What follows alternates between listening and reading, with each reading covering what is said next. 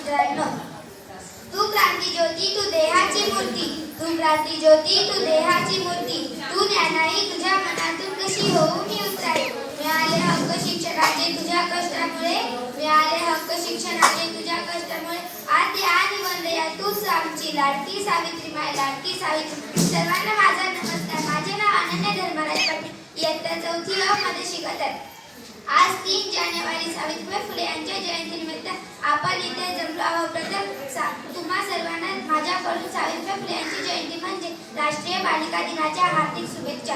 सावित्रीबाई फुले यांचा जन्म 3 जानेवारी 1831 रोजी सातारा जिल्ह्यात नायगाव येथे झाला. त्यांच्या वडिलांचे नाव खंडोजी नेवसे पाटील असे होते.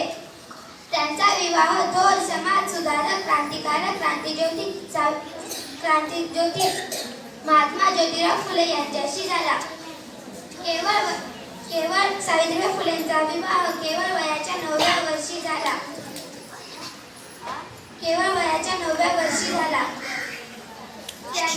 ज्योतिराव फुलेंनी सावित्रीबाईंना घरी स्वतः शिकवले व दोघांनी मिळून 1 जानेवारी 1848 रोजी पुण्यामधील बुधवार पेठेतील भिडेवाड्यात मुलींची पहिली शाळा उघडली. तू मुलींची शाळा फुलविला तू क्रांतीचा मळा. माय सावित्री तू महान, देशाला तुझा अभिमान. माय सावित्री तू महान, देशाला तुझा अभिमान. उघडली तू मुलींची शाळा फुलविला तू क्रांतीचा मळा. सावित्रीबाई फुलेंनी मुलींच्या शिक्षणासाठी खूप कष्ट केले.